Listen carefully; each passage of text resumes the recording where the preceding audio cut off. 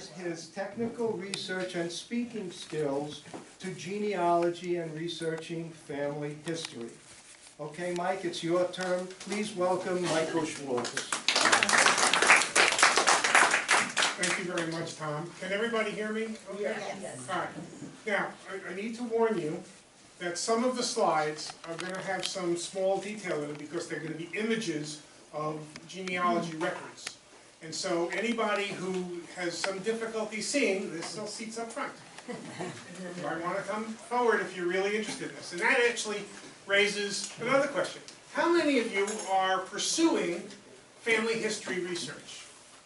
Oh, excellent, excellent, good. Well, I hope that not only will I be able to tell you some stories about my family, which you might find interesting, but possibly more importantly, show you how I found them, what records I used, what difficulties I overcame, and therefore what tools you might apply that you haven't already applied. So let's get started. As Tom said, my name is Mike Schwartz, and I was born in the Bronx. Yay, boo, depending on your Brooklyn, Bronx, whatever. Grew up on Long Island, but I was born in the Bronx. Now, the name is Schwartz in the Bronx. You understand already the problem, right? Well, there's a lot of Schwartzes in the Bronx. Maybe not so many today, but there certainly were back when my family first started in the Bronx. So, in researching the Schwartzes, the difficulty is, well, if you start looking at Schwartzes in the Bronx or in other parts of New York, because not all of them necessarily were in the Bronx all the time, which ones are mine? Right? There's lots of Schwartzes. So, I started with, what did I already know? Well, this was my father's family that I knew about growing up. Right? There's my dad. Right? There's his brothers and sisters. And I had 8 first cousins who I knew well. Right? My grandpa, Kiva Schwartz, although I never really knew his first name, it's a little unusual, it's Akiva really, but I went by Kiva. Because he was a tailor. And he had a little tailor shop on Fordham Avenue in the Bronx, a one-person shop with a pedal-operated sewing machine. This is back in the 50s. Right? And a toilet in the back with a pull string for the flush that I couldn't reach. Right? So I had to have somebody come to flush the toilet when I was visiting. Right? And on the window, it said K. Schwartz. It also said something in Hebrew, I thought, although now I realize it probably was Yiddish. Right? And it had something in Polish. Right? That's my grandma, Molly. Now, she died when I was very young. I was 6 years old. And I didn't know her very well because she never spoke a word of English. She refused to speak English. So we never could converse because I didn't speak Yiddish. But this is what I knew. Now, the other thing I knew was that my father was the baby of the family, by far. Right? All of his brothers and sisters were a lot older than he was. And thus, almost all my cousins were a lot older than I was, some 20 years older. Now, I also knew some other things. I knew that my dad was born in Poland in 1920, and he came to America at the age of 7, because he told me this, in 1927. I knew that Grandpa came earlier, and he lived in West Virginia, of all places. And he met them at the dock in New York, where my father first remembers meeting his father. So that told me that my grandfather came when my father was very young. So you back that up and you say, well, 1924, 23, 22, 21, maybe even 20, maybe even before my father was born, although my father certainly didn't know. He didn't remember his father until he met him at the dock in New York. Now here's the other story about meeting at the dock. The whole family told. This was family legend, and it's important to hear the family legends and then go see if that's really true or not. The family legend is that he came from West Virginia to New York to meet the family and stayed with his brother Adolf in New York, right, when the ship arrived. And when the ship arrived, my grandfather, his brother, and his sister-in-law, Adolph's wife, met them at the dock. And as they came off the boat, my grandfather's sister-in-law told my grandmother, listen, don't you let him take you and the family back to West Virginia. Because if you go back to West Virginia, they're all going to marry Shiksas. And so my grandmother put her foot down. And the story goes that my grandfather ended up having to sell his possessions, leave his job, and start over again in New York. And the whole family grew up as poor as dirt mouses. What he had in West Virginia, of course, no one talked about. But he did have another brother, Joe. And Joe was in West Virginia and stayed in West Virginia. And I never met Joe until I was in my teens, and he came to New York for a wedding of one of my cousins. And that's all I knew of Joe. So the mysterious Uncle Joe, or great Uncle Joe to me, my father's uncle, from West Virginia. And that's all we knew about him. Well, like I said, my dad was much younger than his siblings, that we know. My dad, born in 1920, that's after World War I. Now, my grandfather never came out to our home in Long Island because he would normally have to come on a weekend, and he would not travel on Saturday or Friday night or Saturday. But for some reason, when I was a junior in high school, he appeared in Long Island. I don't know what the circumstances were. Maybe it was a weekday thing or Thanksgiving, perhaps. I don't know. But as grandfathers do, as I do now, with 4 grandchildren and 1 on the way, he asked me, Michael, what's new in school? Right? Any of you who are grandparents know that routine. And so I told him. I said, Grandpa, you know I told you previously that I was taking German. Yeah, I was taking German so I could understand the Yiddish my parents tried to speak behind my back. I said, but now, Grandpa, I'm also taking Russian. And with that, he started speaking to me in fluent Russian. I said, Grandpa, how can you speak fluent Russian? You're Polish. And with that, he stood up, and my memory's a little hazy here, but he might have clicked his heels and said, no, your father's Polish. I'm Austrian.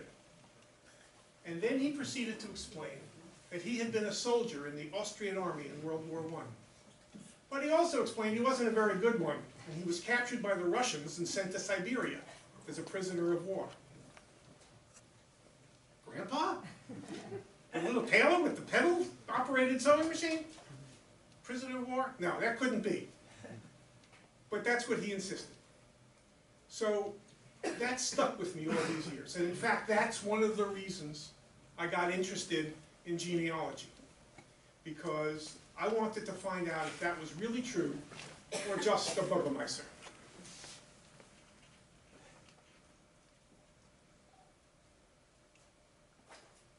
Now, since all my uncles and aunts were much older than my father, it stood to reason I figured that they were born, if this was true, they would have been born before the war, and my father, after my grandfather apparently got back from being a prisoner of war. And so I asked him, Grandpa, how did you get home? And he said, well, I traveled, when they let me loose, I traveled by train. But I didn't make it all the way at once. He said, I had to stop village to village along the way and earn a little money darning socks, he said, all right, in order to make it all the way home. Okay. Store that information. Now, Grandma. As I said, Grandma died when I was very young. I didn't know much about her. She didn't speak English. And I never knew any relatives of Grandma's family, at least none that claimed to be Grandma's family or that people pointed out to me were of her family. At some point later in life, I actually asked my father what his mother's family name was. He didn't know. By that time, his brothers and sisters were all gone, as was Grandpa. So no one knew her name. Now, the other thing was, and this is true of a lot of families in this area, I know, that my father had a lot of cousins. I say that in quotes, right? There was a thing called the Schwartz Family Circle. And the Schwartz Family Circle, you know, was one of these organizations, family organizations that would help out family members when they needed help, and got to meet once a year, sometimes up in the Catskills, sometimes in Lakewood, New Jersey. And when I was older, as a teenager, I actually got to go to some of those get-togethers and met lots of my father's cousins. And at one point or another, I would ask him, "Dad, this is your cousin, how's he related?" Because I knew my first cousins. And he'd say, "I don't know, they're cousins." He didn't know. Nobody seemed to know or wanted to tell me anyway. So there was all these people whose names I could remember, some of whom were even invited to my wedding. I mean, I wasn't in control of the list, let's face it. You know, I didn't know how they were related to me, but I sort of knew them or remembered them. Okay, so this is what I started with. Now, if I want to figure out how this family all fits together, there's some challenges. Right? First of all, as we mentioned, Schwartz is a very common name in New York. Now, the quote there is actually a quote from one of the search engines that one uses that searches censuses and things like that. And it said that there were, in the 1930 census, there were over 250,000 results for Schwartz in New York City. That's an awful lot to sift through and try and figure out who's who. 250,000. Now, not all of them necessarily are spelled that way, because these searches use phonetics. And so there could be Schwartz, without the T, with the T, and variations without the CH. But when you add them all, and they all could be the family, because the names and the spellings, let's face it, most of the immigrants didn't spell when they came here. They were illiterate. So who knows how they ended up spelling their name. And by the time I started my research in earnest, which was in 2006, which is when I retired, everybody was gone, the immediate family. My grandfather and grandmother, of course, were gone. All my uncles and aunts were gone, and my father was gone. And here's an important point. I never really sat down with any of them and had an extended discussion about the family and the old country. And to my regret, because that made this very difficult. So any of you pursuing genealogy today, find the oldest people in your family and sit down with a tape recorder or a pad and pencil. All right. If you've already done it, great, God bless you. But do it, and do it fast, because they're not going to be here all that long.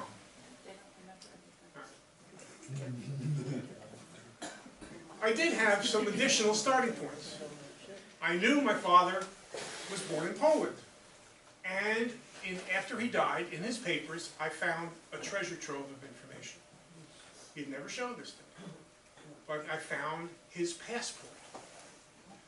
Right? It wasn't really his. It was my grandmother's. And he was on it. I'm going to pass this around. Just start passing it around. That's the first page of it. And that's my father, the little boy. All right? And the passport, you can still see on the photo here, you can still see where I inserted it, the pieces of stamps. Okay. But the other thing it said on the passport was the date they arrived. It was stamped. In May of 1927. That's important. It also indicated from where they came from. It was the town of Jaworów in Poland. Well, I had heard that name before from my father. He said, I lived in Jaworów. Wherever that was. Right? It also told me how they traveled. They traveled from Jaworów through Warsaw and then to Gdansk, or Danzig at the time, right, to London, and then to New York City. And it told me one really key thing. It told me grandma, because it was her passport, grandma's birthplace. Not her name, because her name was Schwartz. She was married. Right? But it told me where she was born, in the town of Oona, wherever that was. So, the first thing I did, and one of the first things, if you have this kind of information, the names of everybody who came, and roughly the date, you can go to Ancestry.com, right, and you can find the ship manifest from 1927, And so I did that, and in the 1930 census, I also found the family, because they had arrived in 1927, so they would be in the 1930 census. Census is done every 10 years. All right, and they were in the 1930 census, and the 1930 census and prior censuses to that were very interested in immigration status of the people being enumerated all across the country, because this was still a country of immigrants, of new immigrants. And so one of the things on the 1930 census it asked was, when did you arrive? And Grandpa said he arrived in 1921. Well, that was consistent with my estimate, remember, because my father had never met him until they got here, but now I had that information too, so that was a key. So, here is the manifest, the ship manifest for my family. Now, there's some interesting things on this. First of all, unlike most ship manifests that you might have already looked at if you're doing genealogy, this one is really neat. Neat because it's typed. By 1927 they were typing. The older ones are handwritten, and you've got the additional problem of deciphering somebody's handwriting. Now, something to understand about ship manifests. They were constructed and written in Europe when they boarded the ship, not when they arrived here. And so this myth that the name was changed at Ellis Island is false, because the name they arrived with was the name they started with in Europe as per that. Right? There's nobody who could change the name on that in Ellis Island. Now, once they walk off the boat, they could call themselves anything they want. And so they could change their own name, but nobody, no clerk ever changed their name at Ellis Island. Right? Now, interesting thing here. The name is spelled a little differently. It's the Germanic spelling, Schwartz. No T. Well, that's important because, after all, if I'm going to start researching records in Europe, I better look for it spelled that way, and not with TZ. Second, the first names are all different. My grandma was Molly. No, she was Malka. My Aunt Sonia was Chaya. Okay?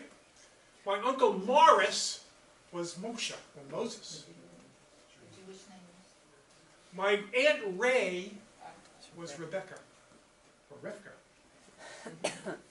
My Uncle Alex was Sender, as in Alexander. Remember that, by the way, because that becomes an important clue later in the story. And my father was Abraham, and he still was Abraham, or Abe as he was known commonly. And he was 7, and a scholar. Well, a bunch of them were scholars, because they were all in school. Okay. Now, there was some more information to find on this record. And a lot of it is on page 2. So any of you looking at ship manifests, and you see the first page, which has the names of people and so forth, don't stop there. Ship manifests were these big, wide books, and the row goes all the way across. The rows are numbered, so if you see what number your family is on the name, where the name is, you can follow it on the second page. On the second page, we find a couple of things. We find they lived in Yavarov before they immigrated, but the kids were born in Nemirov. Never heard that name before. So now I've got 3 city names, or town names, shtetl names. Yavarov, which is where my father claimed to have lived. Nemirov, where everybody claimed to be born. And Oona, where my grandmother was from. Right. Now, they were not headed for New York City, but for Charleston, West Virginia, because on the ship manifest, when they board the ship in Europe, right, they have to declare to whom they are going, who's going to sponsor them when they get here, and where that person lives. And they said they were headed to husband Kiva Schwartz at 1533 Washington Street, Charleston, West Virginia. I visited that address. I've been to Charleston, West Virginia. It's a multi-story brick house, and when I drove up to it, there was a gentleman working in the yard. So I got out and started talking to him. I said, "You the house owner?" And he says, "Yes." I said, "How long have you owned the house?" He said, "Well, about 10 years." He said, "But I grew up in the house next door." So he's been there a long time. And I told him why I was interested, and he was fascinated by the story. I said my grandfather lived here back in the teens and 20s, or then 20s rather. And he said, you know, he said, a couple of years ago I was digging in the garden and I uncovered a sign. And the sign said tourist house. Now a tourist house is like a boarding house.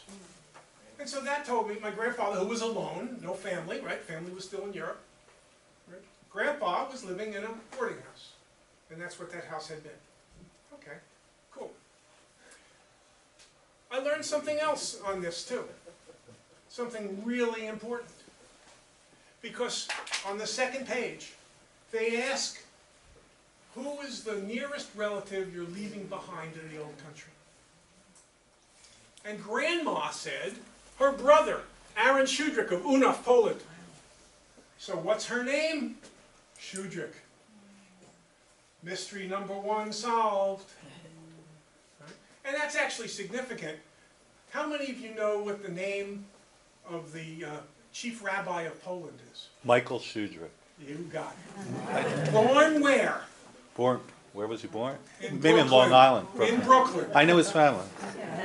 Well, I have been searching to try and connect the Oona Schudricks with the Brooklyn Schudricks. Not done it yet, but I might be distantly related to the chief rabbi of Poland. Don't know. Haven't gotten that far yet. Okay. And she left her brother Aaron there. So, now I've got these places. But where are these places? Well, they're in Poland, right? Not quite. Yeah, the borders keep changing. Okay, so, Dad was born in Poland, and they all left from Poland, but that's not where they're really from. Remember, Grandpa said he was Austrian, and he was from the same town, one presumed. And that's all right. If you look at the map on the left, let's see if we can do it this way. This is not working. Let's see if we can get this to work. There we go. Look at the map on the left here. In red is the Austro-Hungarian Empire pre-World War I. And this little sliver here is a province. It's called the province of Galicia. How many of you are Galicianas? Yeah. Galiciana. Right, Galicianas. Okay. So, here's a blow-up of Galicia. Right? And one can see here by the major town of Lvov, or Lemberg as it was called pre-World War I, we have Yavorov, not far away. Right? And it turns out, on a more detailed map, we find Unov is up here somewhere, right near the Bug River. Important to remember that. Right? And on a much more detailed and a little bit older map, this map is from the 1890s. Can I ask you a question? Yes, please. Is part of Galicia now Ukraine? Absolutely. Okay. Absolutely. Yeah, it says that up here. Right on the bottom. These towns and cities are now all in Ukraine. Where does it say? The bottom line. Oh. Yes. But asking is fine. Okay. Where was I? This map is a detailed map from the 1890s. All right, and it shows the town of Yavorov circled, and it turns out about 11 miles away, the smaller town of Nemirov. Yavorov, Nemirov. So somewhere along the line, the family moved from Nemirov to Yavorov, but not before everybody was born. So again, imagining the situation, right? That area in World War I was overrun by Austrian troops, Russian troops, Austrian troops, Russian troops, Austrian troops, Russian troops. It's called the Battle of Galicia. It happened in 1914, in the summer and actually into the spring of 1915, when it was all settled. And every day, these towns were occupied by different forces. So one could easily imagine that the family were refugees and moved to a stronger, fortified town or a safer town. Don't know. But somehow they got to Yavorov. Now, since everybody but my father was born before the war, that raises the question that even though the ship manifest says he was born in Nemirov along with everybody else, maybe he was born in Yavorov. Don't know. Or, after the war, did my grandma go back to family in Nemiroff to give birth again? Don't know. But it raises some interesting questions. All right, so that's what we're talking about, where we're talking about things.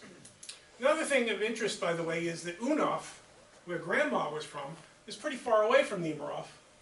And in fact, on these old maps, you can find out that there's no road connecting the two towns. The only way to get there is through the town of Rabaruska, or Raba. Where's Raba? Just straight up. There it is, right. Right, which was a market town, and it's a kind of an indirect way to get there. So that raises the question, how did Grandma and Grandpa ever meet? To be discovered. Okay, now, what the heck was Grandpa doing in West Virginia, of all places, in the 1920s?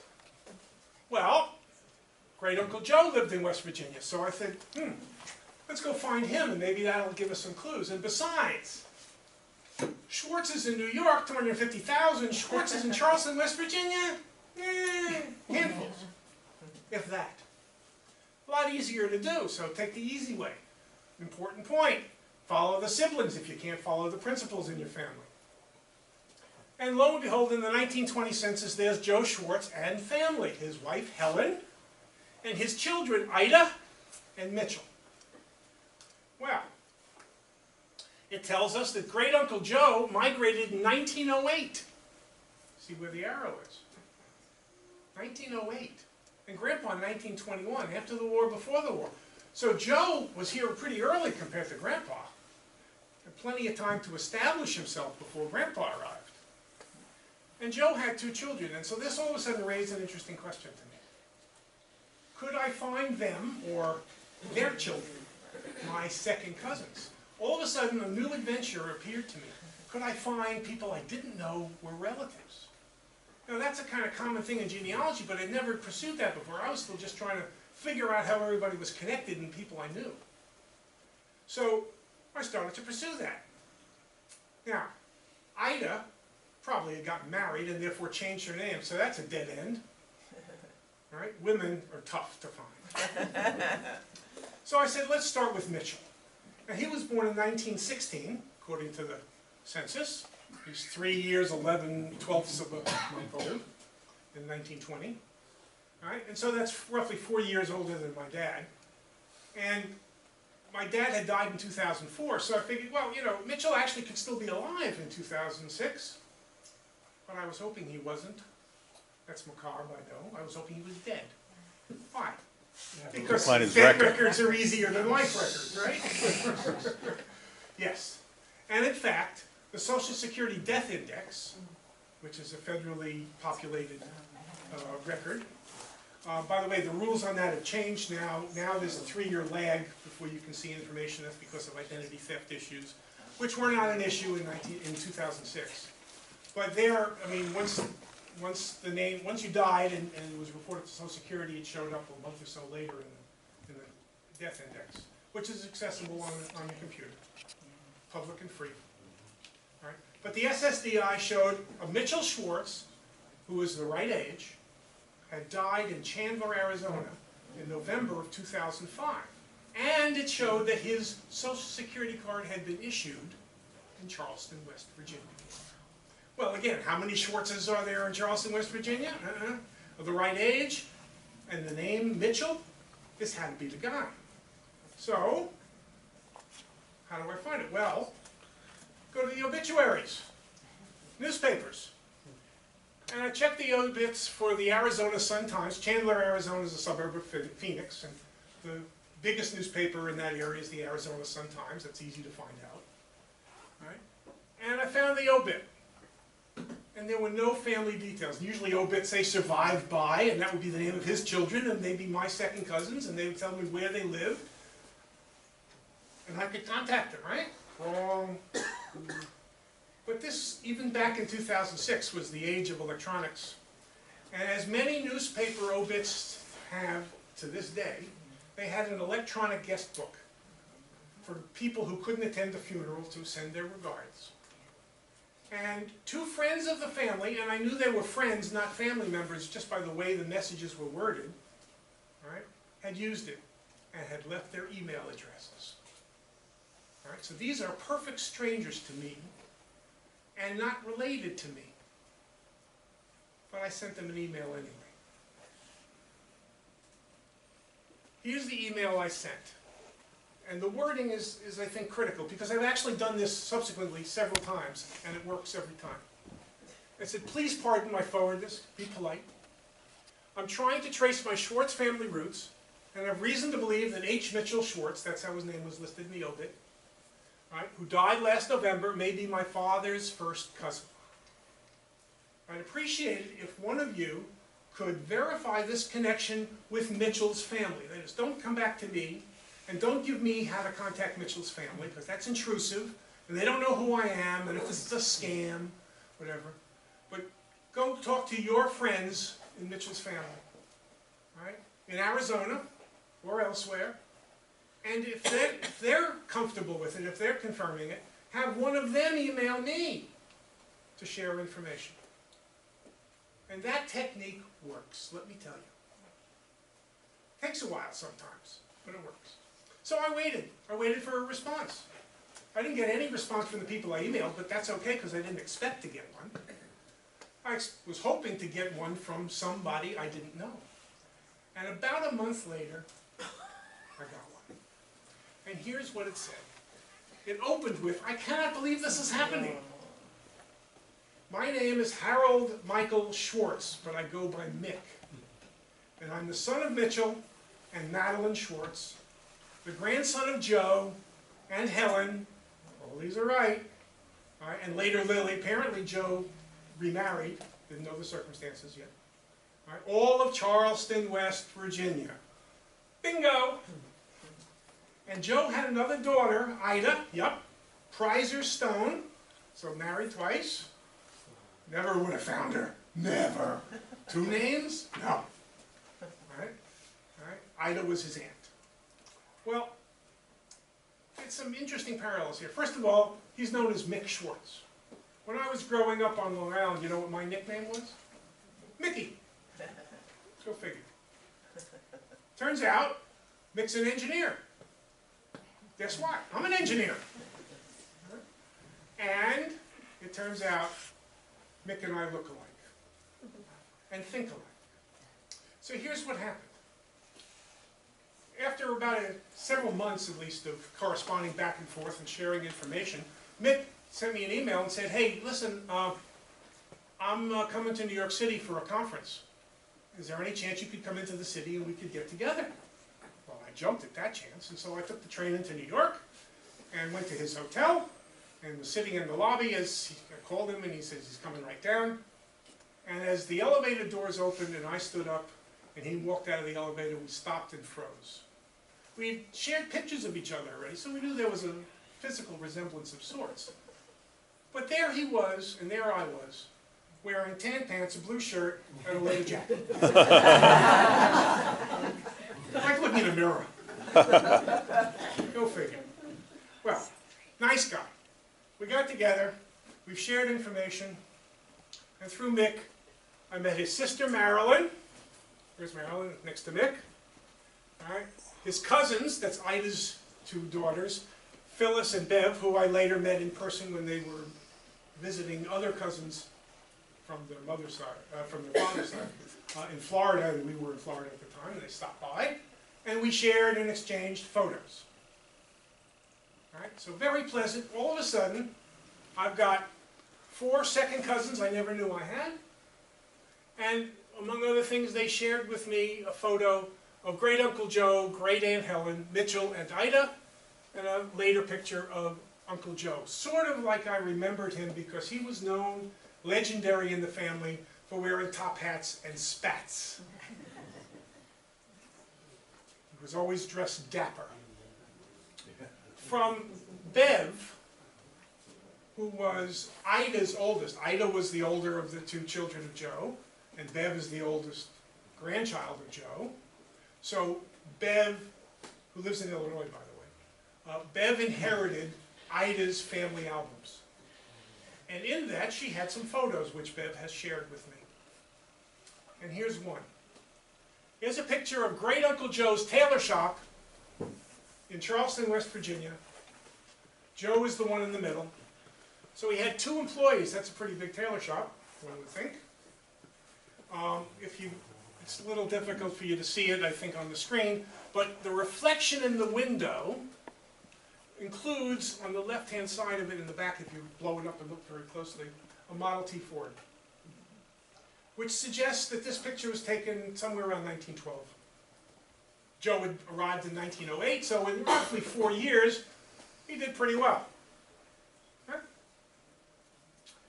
But this also suggests that if he was doing that well in 1912, 9 years later in 21, when Grandpa arrived in Charleston, West Virginia, Joe was able to help him, maybe give him a job, maybe give him a reference, because Joe was well established. So the story that Grandpa had to give up a lot because Grandma put her foot down and said, we're not going to West Virginia because all the kids will marry Schickses. Right? That story is likely true. By the way, Mitchell, Mick's father, married a Schickse. Ida didn't. Okay. Bev had some additional photos. This was important. The photo on the left, if you can read what it says on the top, it says Ida's grandparents. Well, if they're Ida's grandparents, they're Joe's parents.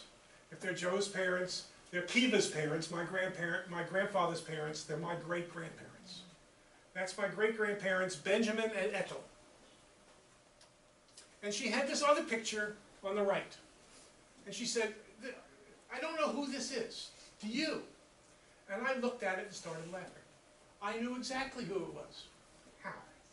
I knew that that was my grandfather and grandmother, and my Aunt Sonia and my Uncle Morris, their 2 oldest children. And I knew that because my cousin, who lives here in New Jersey, that is Morris's youngest daughter, several years older than me, but still his youngest daughter, right, showed me a photo of Morris dressed in that uniform. And so it's the same guy. So that's Grandpa and Grandma. Now, the Grandma I knew was a shriveled up old lady who was sick with heart disease when I remembered her and never talked to me because she couldn't speak English, or wouldn't. Don't know if she ever could, but she wouldn't. And Grandpa, the little Yiddle Stitcher from Fordham Avenue in the Bronx, looks a lot different there. It is not unreasonable, I thought, to believe that he could have been a soldier. And this picture, based on the ages of Morris and Sonia, at least guessing from the picture, was probably taken somewhere around 1911, 1912.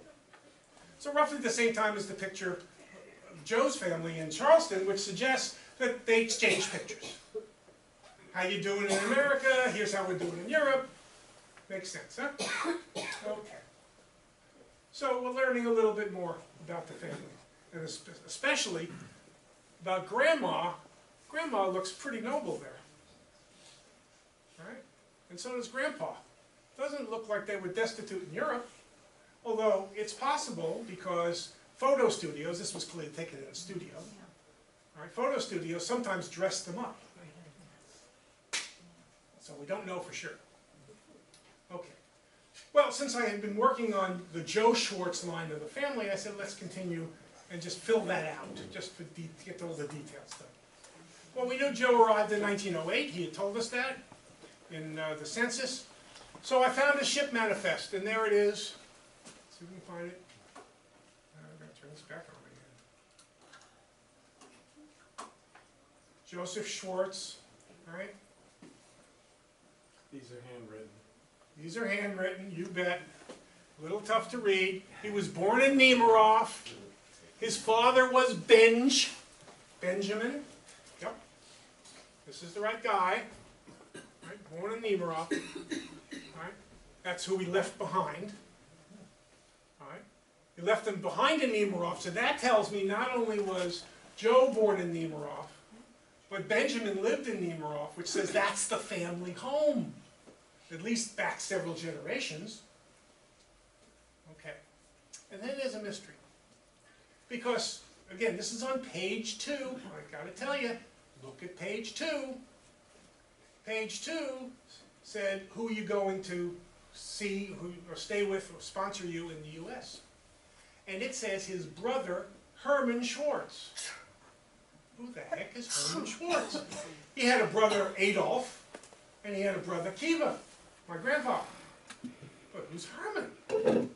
Well, maybe that's made up, because they made things up. But it has a specific address. 315 East 100th Street, New York, New York, Manhattan. Did Grandpa have another brother that nobody ever talked about? Is there another branch to explore? I'm going to go find it. But wait a minute. That's a Schwartz in New York. Oh, no.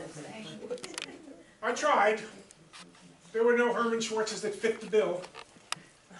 So after breaking my head on the wall a couple of times, well, more than a couple of times, I said, all right, let's try something else. Let's just go on. And so I did. Now, one of the things I did, one of the things you can do, is find out where your relatives are buried. Well, it turns out Grandpa and Grandma were buried in Mount Hebron Cemetery in Queens, Long Island. Some of your relatives may be buried there too, both the Long Island Expressway. I remember as a kid going there, for Yortzeit and things like that. Turns out Mount Hebron is one of the more advanced cemeteries in the country in that they have a really good website and a database online. The database, and many cemeteries do this, allow you to search by name for the deceased, and it'll tell you the plot and everything, so you can go and visit and find it. Everybody does that. But here, they included something else. They showed the name, the date, the plot, and, where applicable, the burial society, or Landsmannschaften. Who knows what a Landsmannschaften is? Just a few of you. Landsmannschaften, typically organized by the towns the people came from, but not always. Sometimes by the synagogue they belonged to here. Right? Was a burial society that aided in getting people, immigrants, buried. And not only did their database show it, but it allowed you to search on that field. Now, Grandpa was buried in the Niemerover Benevolent Society section of the cemetery. Niemeroff again. All right? And so it occurred to me that if I could search for all the people in the Niemerover Benevolent Society section, I might be seeing the burial sites of relatives, although it'd be tough to pick them out. But because families live together in these towns, you might find them. So I did that, and I made an Excel list of all the Niemerover burials, because some of them might be relatives. But which ones? How would I figure it out? Well, serendipity. In 2006, late in 2006, one of my daughters and her husband moved to Cary, North Carolina. And we went down, my wife and I went down to visit them in their new townhouse. And I brought the list with me because my oldest cousin, my cousin Frances, the oldest child of Sonia, had moved in retirement with her husband to Cary, North Carolina, to be near their son. And so I called Fran up. I hadn't seen her in probably 10 years or so. And I said, you know, we're here in Cary, can we come visit? And she was excited to see me. Right? She's gone now, by the way. Not surprising, she'd be in her 90s. And I went and showed her the list. So I showed this list to her and I said, who of these people do you know? Now, here's a whole list. This is not the whole list, this is just like a section of them. And on the section you see Molly Schwartz and Kiva Schwartz highlighted. That's Grandma and Grandpa. We do that. There's several other Schwartzes. Are they relatives or not? Don't know. There's other names here that I sort of remembered from the Cousins Club, from the family circle. I remembered there were Druckers, but they were cousins, but nobody knew how.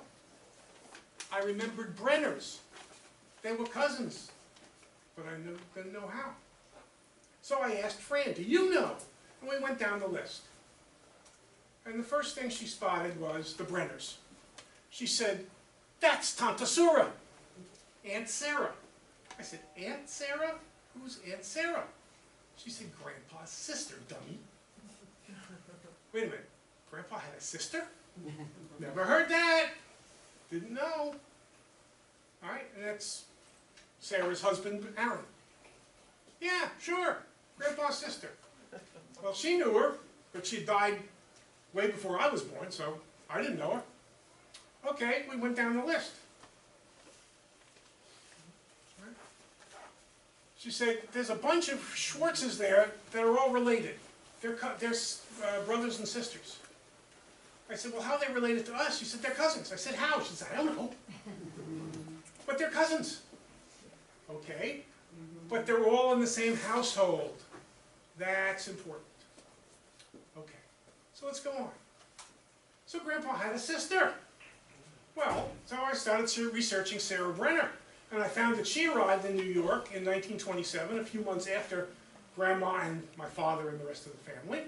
And she came with her children, Leon, Paulina, Golda, and Jacob Brenner. I remembered the name Jacob Brenner, right, from the Cousins Club. So all of a sudden I knew how he was related. He was, of course, a lot older than me, but he was my father's cousin.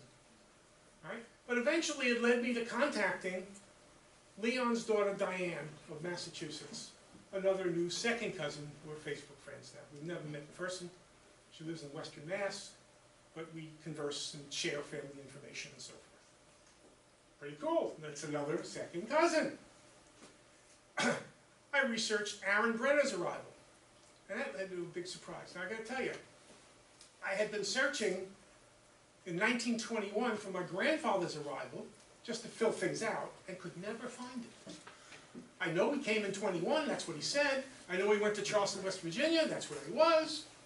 I could never find his ship manifest. I'd forgotten about that, and I was now just looking for Aaron Brenner's arrival. And it had a big surprise. Because not only did it show Aaron Brenner, but it showed Kiva Schwartz traveling with him. Why couldn't I find Kiva's record directly? Well, if you look closely, see what it says here. Bro-in-law. Well, yes, Kiva is Aaron's brother-in-law. Aaron was listed first, don't know why, but he was, maybe alphabetical. It turns out, I discovered, that whoever indexed this record, and these records, most of them were indexed in the 30s as the WPA project. Whoever indexed it as bro-in-law Kiva Schwartz. So it was then recorded under the B's, not the K's. When I went into Ancestry and looked for bro-in-law Kiva, got him like that. Same record came up. But who would have known to do that? Right? Okay. That's amazing, that's right. Huh? Was that a famous ship to Martin? All right, so, yeah, good thing you brought that up.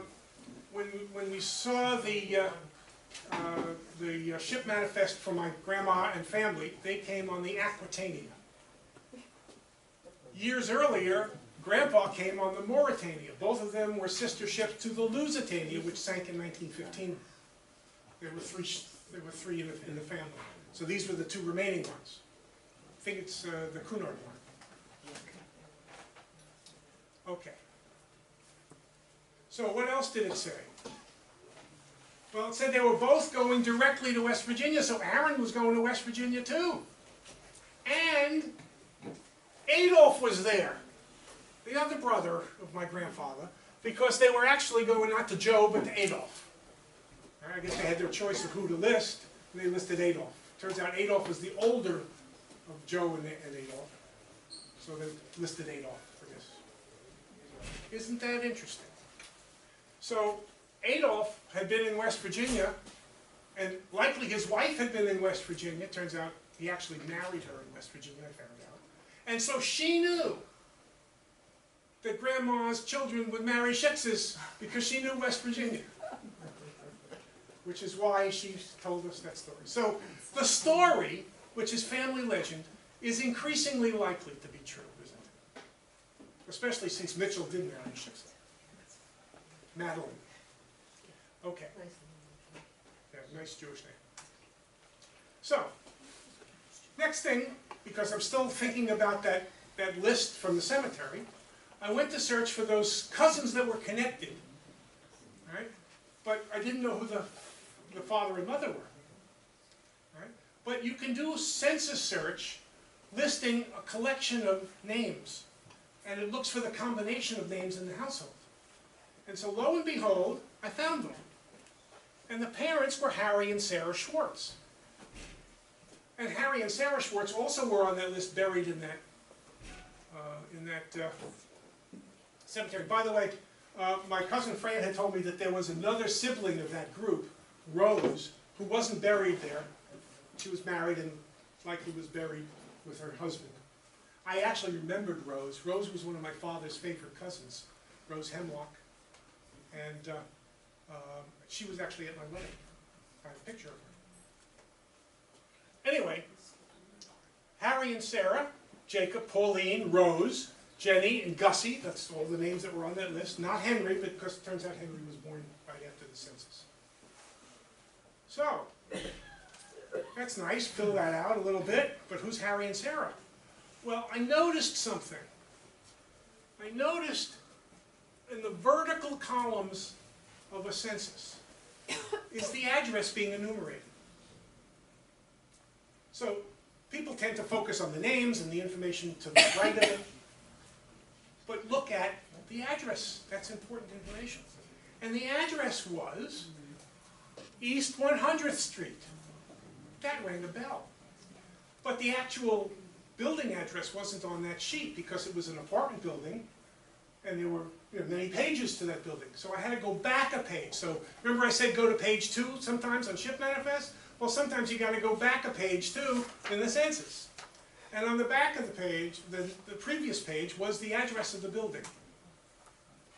It was 315. So that's the address in 1908. Remember, this is the 1910 census, only 2 years. That's the address Joe was going to, where he said his brother Herman lived. So guess what? Herman is likely Harry, the head of the household, my grandfather's other brother. Right? Well, Harry, it turns out, arrived in 1896. Well, that's 12 years before Joe arrived. He's the first Schwartz to enter the country, it looks like. So I found the pioneer, maybe. Okay. But I'm not sure. I mean, maybe it's a cousin, right? Maybe, he lied and said that's his brother. How would I know for sure? Well, so here's what I did. There's a service accessible on the web called Random Acts of Genealogical Kindness. It's a free service. It's ragk.org. And you can go and find people who are willing to volunteer to do favors for you, to look up records if they, wherever near where they live, at minimal expense. Well, they're supposed to only charge you for their outlay of expenses. It's volunteers. So I found somebody who lived near Mount Hebron, and I asked them to go and take pictures of the gravestones of Kiva, my grandfather, and Harry, because both were buried in the cemetery. I had them on the list. And lo and behold, they did. Right? And guess what it says? If I'm sure you folks, many of you can read the Hebrew. We have Kiva, or Akiva, right, son of Benjamin, and Harry, who's Tzvi, son of Benjamin. Right? From Nemiroth, right? Claimed to be the brother of Joe. I think I got him. Same father's name. How many Benjamin Schwartzes in Nemiroth are they going to be? All right? So all of a sudden, we filled out the family. So here's now what I know. We got Joe and Kiva, Adolf, Sarah, and Herman. Don't have a picture of Herman or Adolf. Never met Adolf. At least not to my memory. And their parents, Benjamin and Edward. So we're starting to figure this out. Right. Now, what about Grandma? Well, this is a little tougher, but from that original ship manifest, where she left behind her brother Aaron Schudrick. We knew the family name was Schudrick, and we knew from her passport, which somebody I hope is... It's right there. Okay, fine. Here, thank you. Just so I don't forget it. All right? So we knew her name was Schudrick and she was from Oona. So I started looking for records from Oona. Didn't find any for many years.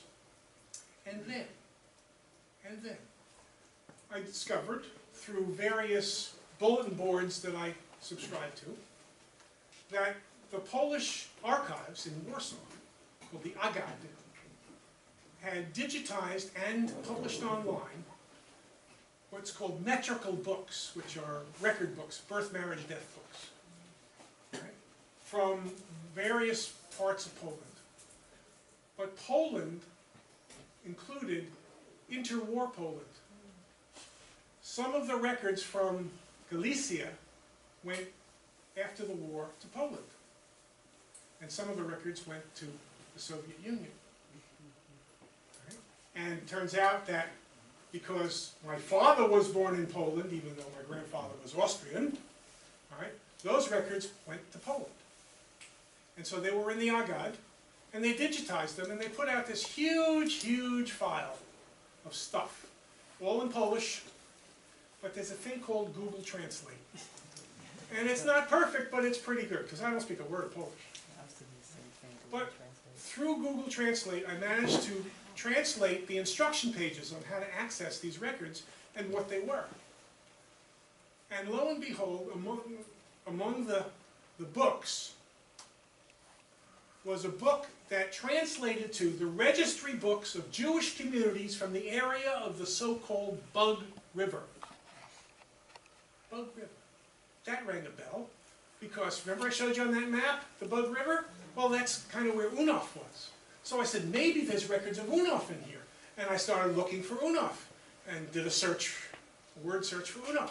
And lo and behold, records of Oona from the 1880s were included in this book, including birth records.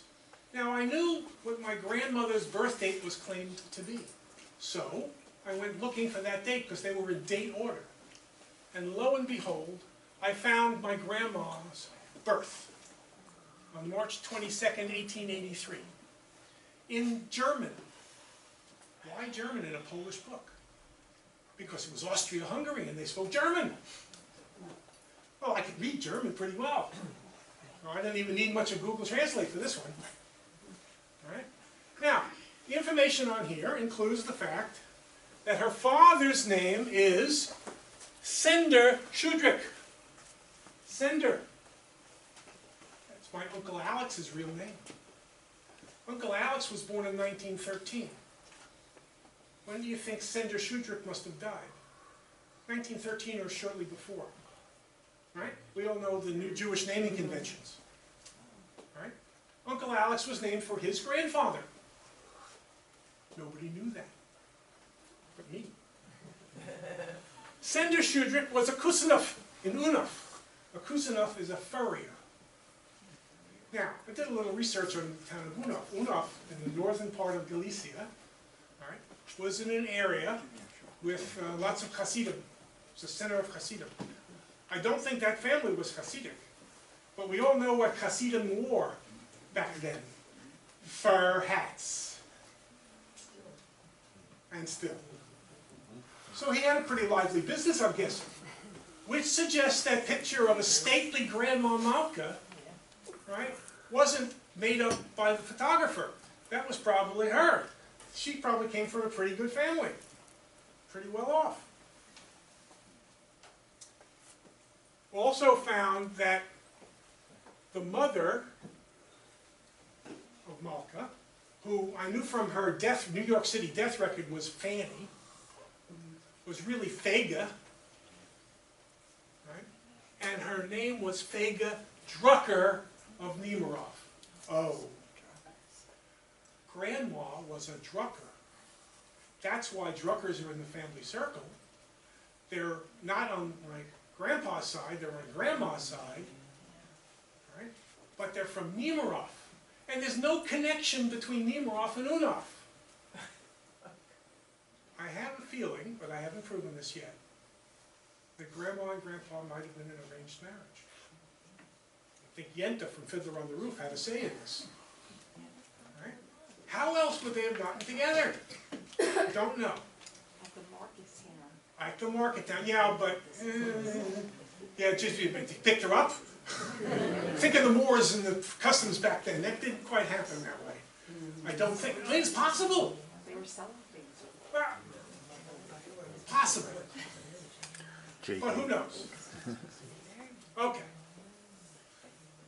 So, also, I searched a few years in that same book, forward and backwards, and I found other relatives. Found her brothers, Grandma's brothers, Abram and Aaron's birth.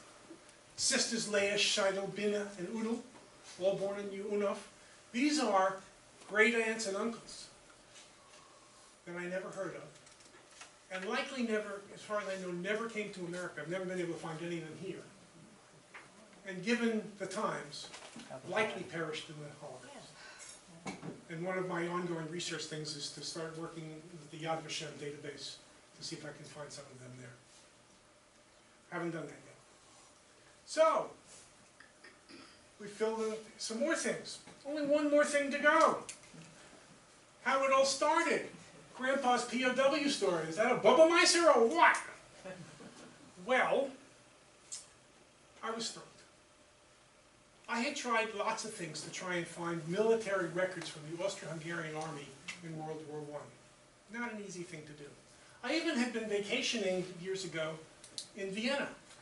Well, we did typical thing, Budapest, Vienna, Prague, you know. And my wife and I and another couple that we were with were walking back from some tour of something or other, back to our hotel. As we walked by, I noticed a big sign of an official-looking building in Vienna that said Stadtarchiv, State Archives. So I said, you guys keep going to the hotel. I'm going in here. And I went in, and I went up to the desk, and I said, does anybody speak English? Because, well, I can speak a little German. It's not good enough to really do a conversation, at least not anymore. And once somebody said, yes, I speak English, and he spoke with beautiful English. And I told him my plight. I said, I'm looking for this record. And he said, let's go check. And he went, sat down at a computer with me, right, and searched, and what he discovered was the records I might want to see were not in that building. They were in the War Archives, which was on the other side of Vienna. He said, can you get there? And I said, no, we're leaving tomorrow morning. Can't do it. All right, so he gave me the email to contact them, which I did. And they came back and they said, well, we can do a search for you, all right, but it'll cost you 30 euros to start, and then if we find something, it'll cost much more. And I said, you know, and you have to pay that up front, and with bank transfers, it was just too complicated. So I'll find another way. But I didn't. So the first time I gave this talk, which was about 4 years ago, gave it to a group in Morristown. And I told the story, and I left it at, I failed, I can't confirm this story. And people came up to me afterwards and said, you've got to find that answer. This is not a complete story without that answer. Yes or no? All right, Grandpa's story or truth? So I redoubled my efforts. And by that time, I had joined several different online discussion groups about Jewish genealogy in Europe. One of which is called Tracing the Tribe. Anybody know Tracing the Tribe? It's only through Facebook. Tracing the Tribe. So I joined up on Tracing the Tribe, and I posted my dilemma. And I got a bunch of very kind answers back on how I might proceed, although no one was offering a way to actually answer the question. But one of the people said, you know, a better place to go is another discussion group, which turned out I already was a member of, called Galicia. Right? It's Bridge to Galicia. And it's part of Jewish Gen. Right? How many of you know jewishgen.org? An important resource for us. So I posted my query on Gesher Galicia, and lo and behold, I got a flood of responses. I got over 100 from all over the world, from the US, the UK, from Germany, from Austria, from the Ukraine, in broken English sometimes, right? From Australia, New Zealand, from South Africa, from Israel, wherever Jews had ended up. Almost all of those responses were sharing their similar plight. They had heard stories of their grandparents or great-grandparents serving in the Austrian army and couldn't find any records either. And then I got one response, and the subject matter said, "Your story is true." And it came from a man named Alex Feller, who was actually one of the officers in Galicia. He's in Chicago. We're getting all these exotic responses from all over the world, and the answer comes from Chicago. It turns out Alex had discovered that recently the Prague National Library, Prague, who would have thought that? But Prague was part of the Austro-Hungarian Empire. It was part of Bohemia, right? Now the Czech Republic, right? The Prague National Library had digitized a bunch of books from World War I, right, which called Verlusta, or missing. And it was a listing of Austrian soldiers that were missing, wounded, or killed during the war. And they issued various volumes of these, depending on the dates. And in January of 1916, listed alphabetically was this. Schwartz Kiva, that's good. Reserve Infantry, König und Kaiser, KK, King and Emperor. LIR, that's the Landeswehr Infantry Regiment. Number 34, 34th Regiment. 8th Company, from Galicia, recruited in Rava-Ruska. Rava-Ruska was the county seat that served Nemirov. Born in 1882, Kriegsgefangener, war prisoner. In Khabarovsk, in the Primorsk, Rusland, Russia. In Khabarovsk, Russia, prisoner of war. Where, now Siberia is a big place. Where is Khabarovsk?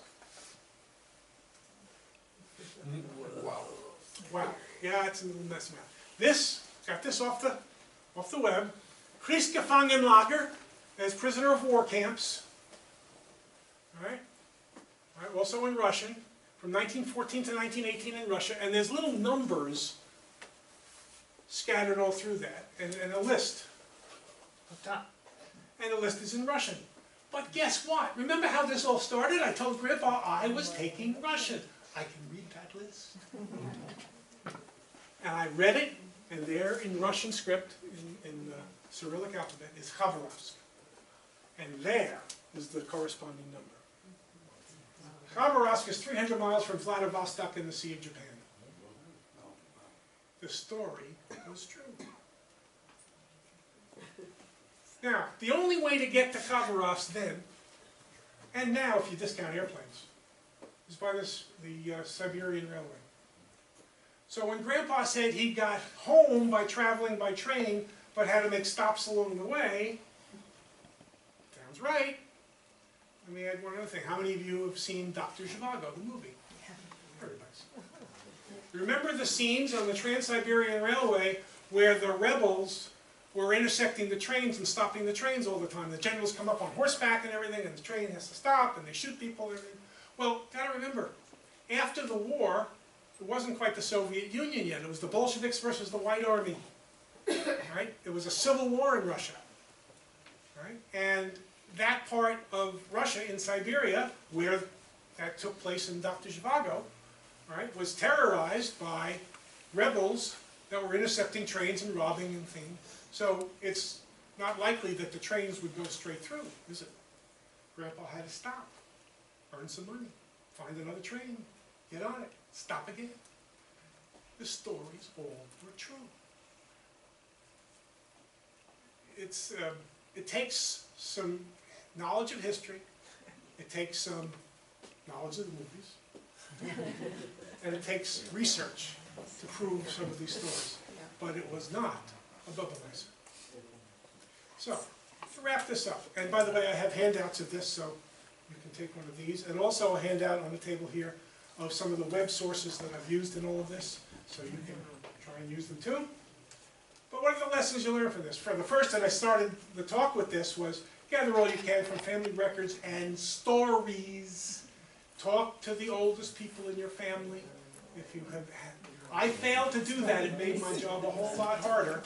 Although the few little tidbits I got were breakthroughs. Grandpa's story started it.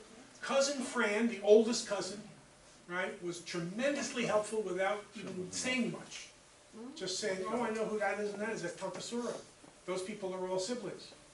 That's all she did. Right? She didn't know who the Druckards were. I found that out. Look at all parts of the record. Remember page 2. Remember page 0 in the census. Go back and look at the vertical column for addresses. And remember, record them, keep notes of them, and remember them. Make some intelligent guesses and follow them. Come up with a theory if you don't have a fact. And then go prove it's true or not true. Proving something not true is just as important as proving it's true. Right? I would have been just as happy, well, maybe not quite as happy, just as happy to prove Grandpa was telling me a tall tale. At least I would have known. But he wasn't. Reach out to strangers if necessary. As I said, I showed you one example. I've done that several times now on both sides of my family. And it works. Be respectful. Be aware of people's concerns about scams and identity theft and all that. Right? But it works. Use genealogy special interest groups, SIGs, and bulletin boards. That's a more recent invention, but they're very useful. Remember and record all the facts. Keep the records. There's lots of software programs around for you to keep all that you discover. Family Tree Maker is one of the more positive ones. MyHeritage has one. There's lots of them around for Macs, for PCs, doesn't matter. But use one of them, keep track of it. It makes it much easier to go dig something back up and look at it again if something triggers something in your brain. Go after the siblings when direct research doesn't work. Especially if you're looking for a female, go after the male siblings if there are any. Females are tough to find. They get married and change their names. And connect the facts from different sources. Don't rely on just one path. You got to have several things and then they come together. And keep at it. Because the records keep changing. The archives, the Agad in Warsaw, the archives in Kiev and in Lvov, used to be Lemberg, now Lvov, in the Ukraine, are now digitizing all the records. Now it takes a long time because they got a lot of records, and not all those records will have your town in it, or even will have Jews in it. In some cases, those records are organized by religion. There's Catholic records, there's what they call evangelical records, which is Protestant, and Jewish records. Right? And sometimes the Jewish records are the last. But groups like Jewish Gen are sponsoring some of these digitizations and recovery of things in the archives, so they're getting done. Right? Not only are records like metrical records, birth, marriage, death records being done, but so are maps. Jewish Gen and particularly Gesher, Galicia, so if your family traces back to any part of Galicia, go to geshergalicia.org and go to the map room. They are photographing and publishing gorgeous maps online from the 1800s through today. And some of these maps are called cadastral maps. They're property maps. And they actually show the towns, the buildings in the towns, and the property in the towns, and the names of the owners. If any of your family owned property, you might find them on that map. They're handwritten, they're not indexed, it takes searching, but you might find it. And by the way, just so you know, in Galicia, in the Austro-Hungarian Empire, since the 1790s, I think 1797, Jews were emancipated. It's not like Poland, it's not like Russia. Jews were emancipated. They were free to own businesses and property. All right, they had to pay special taxes, yeah, but they had to serve in the army as a result. And they had to pay extra for that, in taxes for that because the army had to provide kosher food. That was actually a debate in the Austrian legislature. Yes? Do you happen to know in Galicia, do you know what their, like, what language they, like, spoke? All right, the official language was German, Yeah. all right, but Polish and Ukraine were common. All right, because Galicia, well, the whole Austro-Hungarian Empire was a hodgepodge of ethnicities. All right, I mean, it included parts of Italy, it included Bohemia and Moravia, which became Czechoslovakia and the Czech Republic, so Czech was spoken there. It included certainly Hungary, so Hungarian. So our ancestors would have spoken Yiddish. Yes, Maybe and not another language? oh, well, look at Grandpa. Grandpa spoke Yiddish. He learned English, but he spoke Yiddish. He spoke Polish. He spoke Russian. Well, the Russian came from his war experience, but he spoke Polish. Because it turns out, as I've discovered, the towns of Niemirov and Yavorov, those were ethnically Polish areas. Okay. But, Lemberg was a big city, so that was everything. If you go a little bit east of Lemberg, you got into the Ukrainian ethnicity. All right, so there are other parts of Galicia where they would speak Ukrainian and Yiddish. But many of those little towns where Jews came from were 40 to 50% Jewish. So there's a lot of Yiddish. The source for the maps is where? What? GesherGalicia.org. It's on my list. It's called the Map Room. There's some fascinating maps. Just, if you like maps, go look at them. Yes, sir. One of the problems, particularly if your ancestors are Galician Hungarian, Yeah. they've changed the spellings like crazy. You know, Yeah. my grandmother was, for instance, a Greenfield. Well, how is that spelled in Hungarian? And my grandfather keeps saying he came from the town of Gat. G-A-T? What was that Okay, in Hungarian? so let's start with the town, because that's easy. If you go to jewishgen.org, Yeah. they have a facility called Town Finder. I mean, you have to go to the menu and scroll down and everything. Town Finder. If you put in a phonetic spelling of the town, it will try and figure out what that is. It'll give you many choices. It'll give you, a way to access maps to see which ones might be and tell you how far it is from many major cities and so forth. So it'll give you all the possibilities. Great. And you might figure it out. There's no guarantees in this. And names? All right, names, well, in much of the Austro-Hungarian Empire, all right, the official language was German, all right, but not in Hungary. But what was Hungary at the time? All right, so you have to look at these old maps that we just talked about to see when they lived there, what were the borders, and where the town was. And if the town was truly still in Hungary, the Kingdom of Hungary, right, then you have a Hungarian issue. But if it was not, some of it was what now is Slovakia or Now it's Ukraine. Ukraine now. So it's possible that it was not necessarily Hungary back then. It's changed and been back and forth. You have to see. But here's the thing about names in the Austro-Hungarian Empire, and in much of the rest of Europe, the dates are a little different. Jews did not have family names until the late 1700s, 1790s into the early 1800s, particularly after the Napoleonic Wars. As Napoleon's army swept through, that changed everything. But Jews had what's called patronymics. All right? I would have been Michael ben Avraham. All right? And my children would have been Ben or Bar Michael. And so there's no continuity in the family.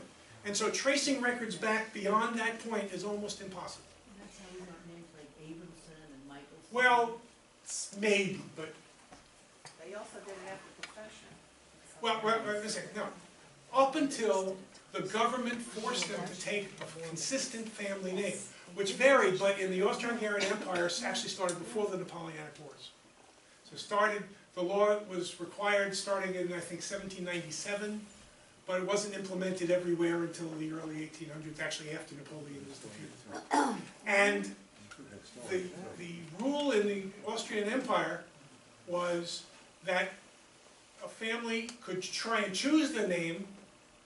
They had to be in German, so they were Germanic names. Right? And if they didn't choose, or they didn't pay a fee to allow them to choose, if they couldn't pay the fee, they were assigned one. And depending on how popular they were or how friendly they were assigned good names or bad names. Right? It's hard to figure out why we were assigned Schwartz, because it was a family of tailors. Why aren't we Schneiders? Yeah. But, yes? Is there any way to find out the name of the ship that the person immigrated on? Oh, well, if you find the ship manifest, it's written right on that. It's right on the ship manifest. How do you know what the name of the ship is? Well, no, you look for the person. Go to Ancestry.com, right, and you need to buy a subscription to it, or go to your library and use the Ancestry Library Edition. You have to use their computers in their research center. And go to Ancestry, and these are all indexed, although not perfectly. Remember Bro and Law Kiva, right? But go and see if you can find them. Now, it helps if you know roughly when they came and what port they came into. Did they come into New York or Philadelphia or wherever? All right, so you can narrow it down, and you go find them that way. And that will give a destination to them? Well, again, you have to make a guess. Do you know did they come into Ellis Island? Did they come into Baltimore? Did they come into Philly? Where did your family start out? Start that. If you can't find them there, keep going. It's not. It takes a while sometimes. Yes, right here. Don't naturalization papers usually have what ship or? Good point. Okay, if you can find the mother lode of historical information can be found in the naturalization papers. If they naturalized, if you can find them. Okay. How do you find naturalization papers? Well, you got to know some stuff ahead of time. Ancestry now has indexes of naturalizations from many different courts, because naturalization was not centered like it is today in the federal government. They were done in the early 1900s, late 1800s, in local courts, all over the place. I have my grandfather's naturalization papers from the court in Huntington, West Virginia. I happened to find it, because I knew he was living in West Virginia. Right? But, you know, who would have looked there? All right, so they're tough to find. If you find it, there's three parts to it. All right? The first part is what's called the Declaration of Intent. And that's when the person first applies for naturalization, often done 2 or 3 years after they arrive. Remember, they can't be naturalized till after 5 years. That was the rule. But usually a year to 2 or 3 years after they arrived, if they were intent on doing it, they would go to a court and file a declaration of intent. And that has certain information on it, where they came from and so forth. That's good. It also requires them, if they can remember, all right, to indicate when they arrived and where. And the government then goes and finds the ship record and puts a copy, like an index card, stapled to the record, all right, of the information verifying their arrival. So you can find when they arrived and how from the Declaration of Intent, if you can find the Declaration of Intent. I think the Naturalization Service website now you're able to find some information that way. I found some information about my Yes, grandfather. and you can, and when you find the index, which you can find on Ancestry, for example, it has code numbers on it, the file numbers. You can then request from the government, and now Homeland Security, you can request what's called the C file, which is a package of information that they have buried in the National Archives, which may include all that information. It costs you like $65. You have to send them a check. But if they can't find it, they send you the money back. Oh, that's nice. Which they did to me once. Yes, we had another question in the back there. Could you explain the name changing piece? Because, you know, I always thought that Ellis Island, where they changed it. Okay. So, the names that they had exit papers in Europe, the exit papers in Europe were used in Europe at the port to get on the ship. And on the ship manifest. So the ship manifest, which we talked about accessing, has the names they officially had in Europe. Now, sometimes those names were stolen, right? I mean, there were a lot of young men fleeing drafts that got somebody else's papers, and so that's another story entirely. But if it was truly a family, and they had legit papers, all right, then the name on the ship manifest is the name they had in Europe, spelled the way it was spelled in Europe, which is key. So they come to Ellis Island. The only papers they have is the captain of the ship, or the bursar, presents to the clerks at Ellis Island this huge book, right, page after page, 2 pages per record, page 2, right, of the ship manifests, with the names as written down in Europe by native speakers. So it was not, I misheard it, I don't know how to spell it. If the name was Germanic, there was somebody who spoke German who wrote it down. If the name was Polish, there was Polish people, and so forth. So it's pretty accurate. You gotta be able to read the handwriting, but it's pretty accurate. All right? That's the name they arrived with. Now, they arrive with the name, they are stamped, approved, they're allowed to get back on the ferry to cross over to Manhattan. They walk off at the dock in Manhattan and they say, I don't like that name, it's a new name. If they want, they can call themselves. There was no official court name change requirement because where'd they go? They went to the tenements in the Lower East Side if they landed in New York, and equivalents in other cities, right? And they spoke Yiddish and they called themselves whatever the heck they wanted. Many of them kept their names. Some of them anglicized it. Schwartz became Schwartz. Minor change. Right? Others made different changes. Right? We have relatives that were Goldmans that became Golds. Just shortened it. I have a relative on my mother's side. It's actually my mother's mother's family that came from Russia. And it was tough to discover this, but I found it. And I found it through the Declaration of Intent and the ship record and the Declaration of Intent. The name in Russia was Malagolovsky. Their name here was Malo. Right? I always thought, I knew they came from Russia, I always thought Malov was probably Malov. Simple enough change, right? Just take the V and W difference. It was Malagolovsky. By the way, Malagolovsky means small hand. So, names change for lots of reasons. The woman in the red hair in the back there? Oh, I just want to say that we have been to Ellis Island. Yeah. And they were very, very helpful. We have the ship manifest. Yeah. For $5, Yeah. they will assign someone to you to take it to a computer and look up any records that you want. Yes. And if you want to print it, it's another $50. Right. Yes, I'm aware of that. That's if you know they came in through Ellis Island. Right. All right. Not everybody did. Right. Tom's family, Tom's grandmother came into Philadelphia. So that wouldn't have done him any good if we did that. All right. Yes, sir. So when you mentioned the Excel on the Burial Society, I think a modern example in another context, which is everybody seems to be on Facebook, and I have found it's been very helpful. If you can find a relative who maybe you're not that close to, or you just heard about, not even connected on Facebook, but you can look on Facebook and see, often they allow not only their photos, but all the photos they've taken, and you can see all their friends that are listed.